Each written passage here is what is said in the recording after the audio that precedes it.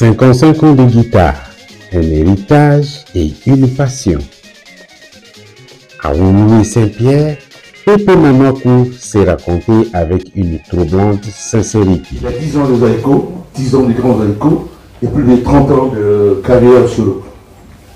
Là, aujourd'hui, il va nous parler de Zaïko, de la création.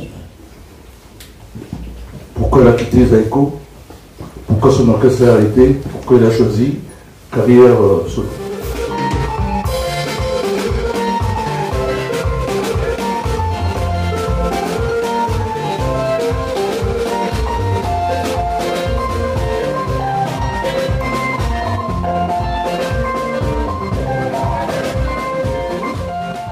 Partant de moi, avec M. Jules, on avait mis sur pied l'orchestre Zaïko en 1969, le 24 décembre.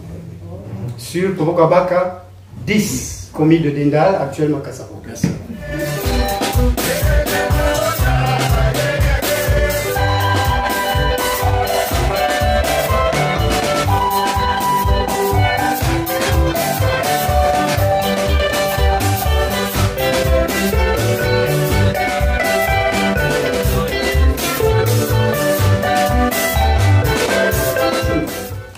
J'ai appris qu'au tout début de Zaïko, nous sommes toujours dans Zaïko, Papa Wemba chantait, mais il n'y avait pas un guitariste qui pouvait l'accompagner et que Poupé Feli a été le premier guitariste à pouvoir l'accompagner.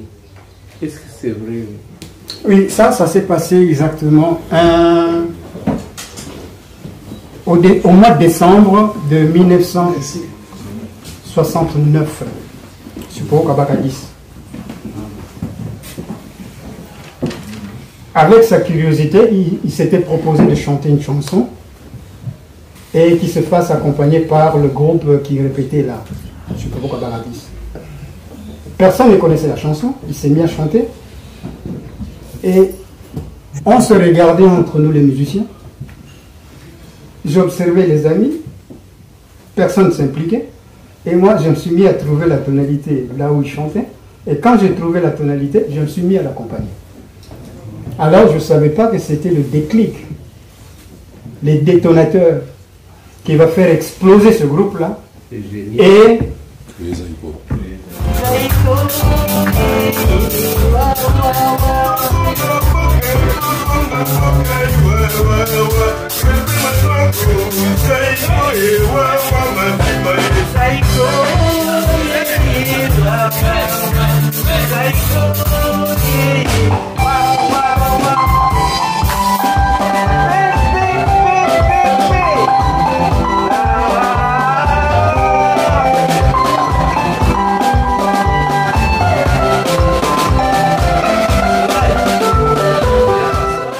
De ses débuts à Kinshasa, aux grandes scènes internationales, il a marqué par sa guitare la musique congolaise moderne.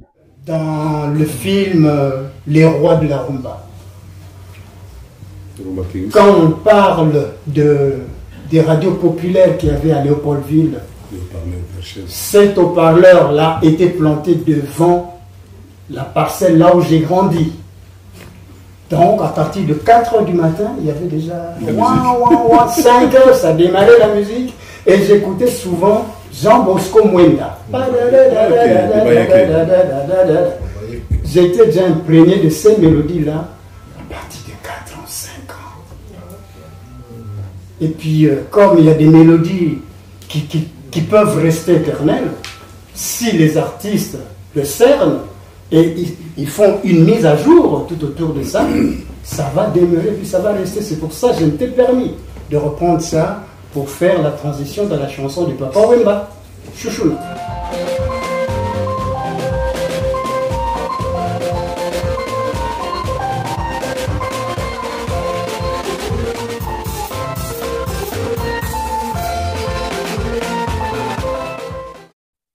Cette soirée a également été marquée par une minute de silence en mémoire de Lombo Makiadi Demi à mort, dont la guitare a inspiré Pépé Feli Manoakou. qui m'a inspiré à devenir guitariste.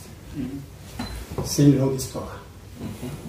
Un jour, j'étais sur un arbre perché en train de regarder un concert. C'était un concert de Loke Jazz qui se passait chez Vis-à-vis. C'est un bar que tenait Papa Moleka, Liboke. C'est dans la commune de Dindal à l'époque, quartier artisanal. Et perché sur cet arbre-là, je regardais, l'orchestre commençait à jouer, c'était aux alentours de 15h, 16h. Et à un moment, j'ai vu la porte s'ouvrir et un grand monsieur qui était entré, habillé en boubou, avec coiffé d'un bonnet rouge, c'était Franco Di Miamor. Quand il est entré dans le bar, il a pris la guitare, il s'est mis à jouer et l'atmosphère avait complètement changé dans ce cadre. Et il y a quelque chose qui m'avait traversé l'esprit. Je me suis dit, un jour, je vais être comme ce monsieur. J'avais grandi avec la guitare à la maison, la guitare de papa. Je me suis tourné vers cette guitare, je me suis dit, mais est-ce que je ne pourrais pas apprendre cet instrument et en faire mon métier, gagner l'argent et aider papa et aider la famille. Dieu merci que ça s'est concrétisé. Devant un public comprenant d'illustres invités, l'artiste a livré une soirée de souvenirs, de musique et d'émotions.